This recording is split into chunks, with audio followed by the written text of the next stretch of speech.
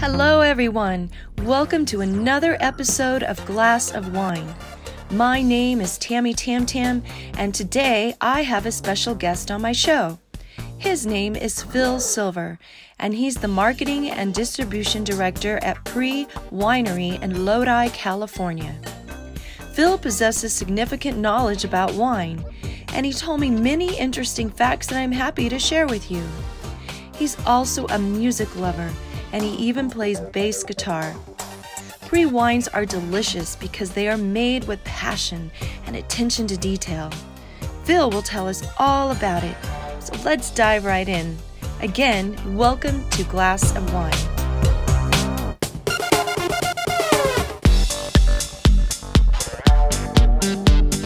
I can't tell you how excited I am to have you as my guest. I've never had the honor of actually interviewing or hanging with a person that is actually from the vineyard, from a wine that we are hosting for the night. And I have to say, I'm in love with your wines. I'm not just saying that. And this is PRIE Vineyards out of Lodi, California. This is my friend Phil Silver, who's the marketing distribution manager for the winery. And I'm just so excited. I'm gonna be like a 5-year-old, like a sponge. I'm gonna take it all in because you're gonna educate me on some stuff that I didn't know of, because you're very knowledgeable, obviously. And it was your birthday a few days ago, so happy belated birthday. I think we should pour some wine and celebrate your birthday. So this is the Zinfandel Old Vine, which is 1916. Yes, these vines were planted in 1916. So these are 103-year-old vines. Wow. These particular vines are on the west side of Lodi, in Susie Vineyards, and we're blessed that we get to get these grapes because these are very, very desirable grapes. Wow. Wow. There's a lot going in there. It smells pretty amazing. Wow. I know a lot of Zinfandels can be jammy or peppery, and can you please tell me a little bit about this one, why it's so unique? So ours is, we try to stay away from the big jammy, big high alcohol wines. We do have some pepper, but it's a white pepper.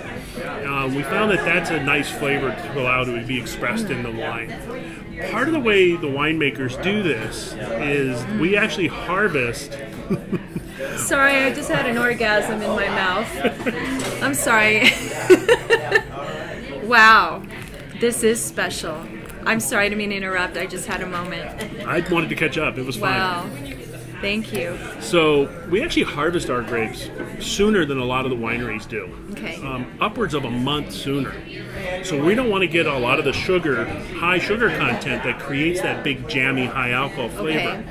So by harvesting it earlier, and with the way our winemakers, John and Lisa, husband and wife are our winemakers, they're able to create these really balanced wines, generally lower alcohol. So this Zinfandel, for instance, is 14. And what's the reason for the lower alcohol, you think, these days? Because, I don't know, I'm kind of a wino. I like my alcohol, but may I ask why? Well, there's a couple different reasons. If you look back historically with wine in Europe, a lot of the European wines were much lower in alcohol than the California wines. Okay. And our winemakers kind of wanted to follow that European spirit. And what's been interesting is as they started this winery 9 years ago, they actually, during that time, the millennials started buying wine, and they actually prefer lower alcohol wines. So it actually has worked out very well for us. Okay. Wow.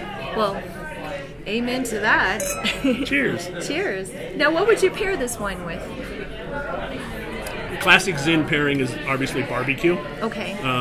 You can't beat a good rib with this Zin. Okay. Yeah. I can understand what you're saying. I'm trying to visualize that in my senses. So. I've done pulled pork with this. I've done pork chops with a dry rub, where I've used the tequila lime dry rub. Oh, very nice. And a nice thick cut pork chop. This pairs beautifully with that. Wow. Now, what's interesting, may I ask, so PRIE is not the name of the owners of the winery. Where did PRIE come from? No, so the owners, John and Lisa, their last name is Gash. Okay. And it was discussed putting Gash on the label would not be a successful brand. Okay. And you run the risk of losing the rights to your name if you ever sell your business. So they researched the name for the company, and John discovered PRIE. And PRIE is an old English word for the number 3. Okay. And there are 3 generations involved in the winery. John and Lisa are the winemakers. Their kids in their 20s will help out if we chastise them enough, millennials. And then there's also Lisa's dad. Lisa's dad is Gordy, and Gordy's awesome. Gordy's in his 70s, and he helps out anything we need help at the winery. He'll help us with. And Gordy will not accept any money. He only works for cookies. He's a cookie monster. He's a cookie monster. So if Gordy's in the winery, we have fresh cookies. It's a great day to come by the winery. Oh, I love that story. That's awesome. And the 3 generations. You know, when I'm decorating too, I like to do things of 3. Yes. You know, it just is a great way of decorating, you know. That's rule number 1 in the design world is 3s. 3s. I love my 3s. So, again, cheers. Cheers. And thank you again for sharing our wine. Oh, thank you. And you know, I've noticed in your bottles of wine, you don't have the foil around the top. May I ask why? So, a few different reasons. First and foremost is the environmental reason. We really are trying to do our best to be an environmentally conscious winery. And to put that foil on there is just a waste, because it really has no purpose. Let me ask you, do you know why foils are on wine bottles? That's a very good question. I'm not sure why. Well, you think back 100 years, 200 years ago, where did people store their wine? In like cellars and basements. And what likes to run around in cellars and basements? Oh, rats. Bingo. Mice. And the mice would chew on the cork, and then it would ruin the wine. Oh, wow. So that's why we opted to do it. You guys are like badass.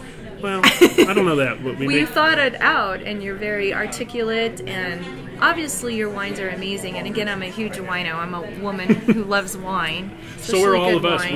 We actually have a little catchphrase at the winery, and it's "Embrace your geek." Oh, okay. So we're all geeks. Everybody, myself, John, and Lisa, we all have backgrounds in technology, but we are also all wine geeks. So we are the epitome of your wine geek. Oh, nice. Life is good, especially with PRIE Vineyards. Wow, this is pretty amazing, and the color is lovely too. Yeah, we're pretty proud of our wines. So this is our 2016 Zin.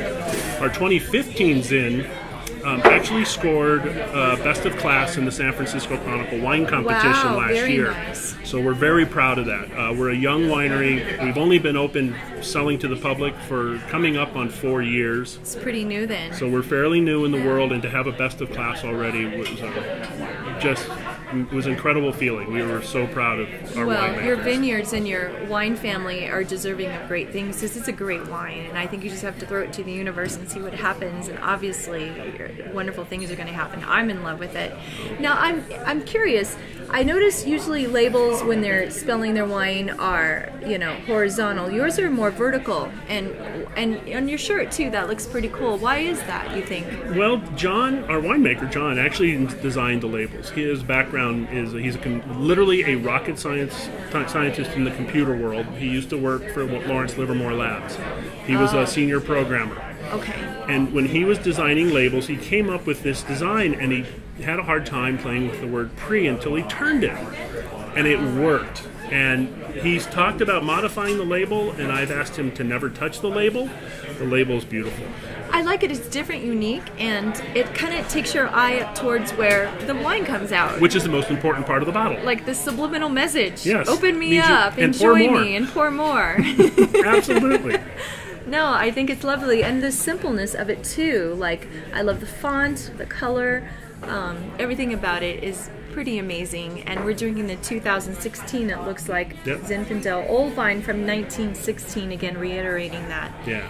And wow, this is amazing. Yeah, we actually have another wine we make those vines were planted in 1900. Oh, wow. So it's a Carignan varietal, and they're some of the oldest vines in the world. There's some varietals that I wasn't aware of. Like, it's just so interesting. So a little bit about Lodi. So Lodi is actually the largest concentration of grapes in North America. And usually, when I think of Lodi, I think of like hot, like right. Right, and it's not. On our average day in the afternoon, we are usually within 1 to 2 degrees of Oakville, or usually even a little bit cooler cooler than St. Helena. Okay. Because we get the Delta breeze. So unlike Sacramento and Stockton, Lodi gets that breeze every day. And our grapes love the fact that it's very cool at night, yet warms up during the day. Grapes do want warmth. That's part of their growing nature.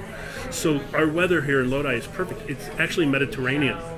See, I did not know that. So Yeah, the breeze that comes in from the Bay Area kind of cools it off a little more than the surrounding areas. Because when I thought about it, I'm like, Lodi, that seems like a really hot place, you know, like extra hot. So we had some visitors to Lodi a couple years ago. A group of sommeliers, about 40 sommeliers, came to visit Lodi. And they all got up one morning and went picking. So we're talking, that means they're up at 5:30 in the morning. Wow. And they Sometimes I don't go to bed till 5:30 in the morning. This is August. It's August time frame, and here they are. They're out there picking grapes at 5:30 in the morning, freezing their butts off. Really? Because they're all thinking it's Lodi. So that group, after they did their picking that morning, they happened to be at my wife's family's vineyard. Okay. Visiting the vineyard. Her family's vineyard is very unique and famous.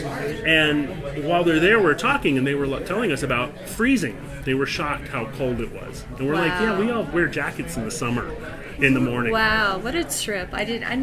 I'm taking this in like a sponge. I've learned so much about wine and about the PRIE Vineyards, and I can't thank you enough for being here, my friend Phil Silver. Thank you enough for sharing this time. Marketing distribution manager out of Lodi. You came all the way from Lodi, California, to be with us. I did. So, cheers. Cheers. May all good things come to us, like a fine wine, good food, and good music. Amen. Amen.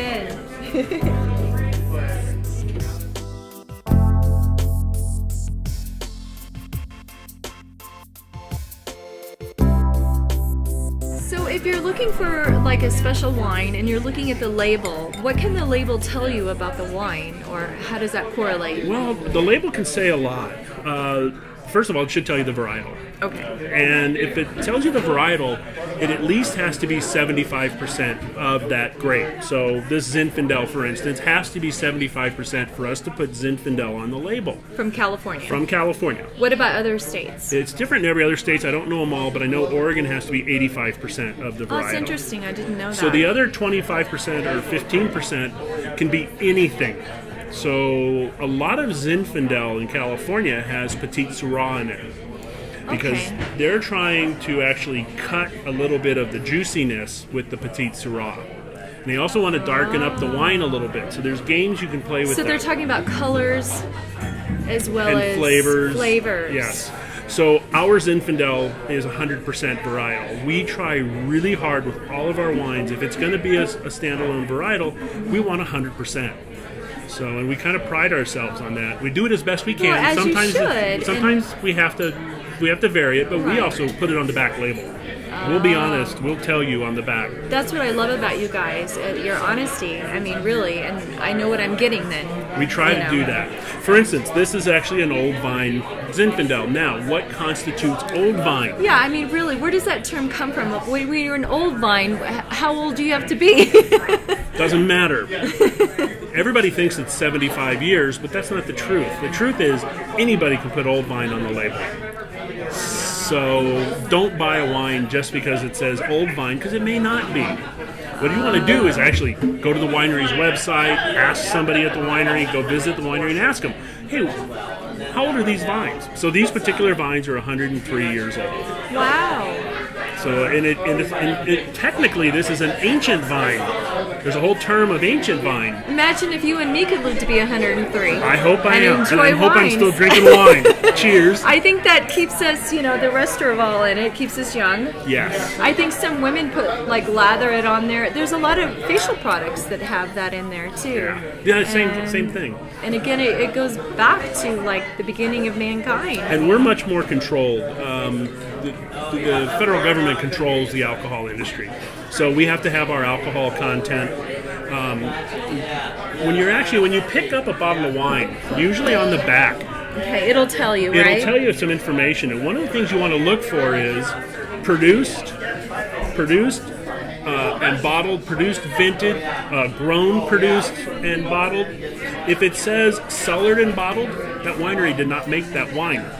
Oh, so there's a middleman, There or is. like a sister company, Yes, correct? that winery would have bought some other winery's wine and then put it in their bottle and call it on their label.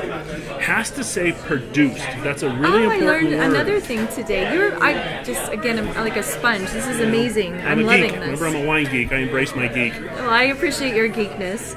It's fantastic. And I'm still here rocking It's such a pleasure to meet you after all these years of seeing you as a musician. Thank you, my friend. And Thank it's you. a pleasure, and I'm looking forward to actually driving to your vineyard and maybe singing there one day. That would be an amazing thing to I experience. look forward We to would it. love that. Thank you, my friend. Cheers Cheers. again to the 10th degree.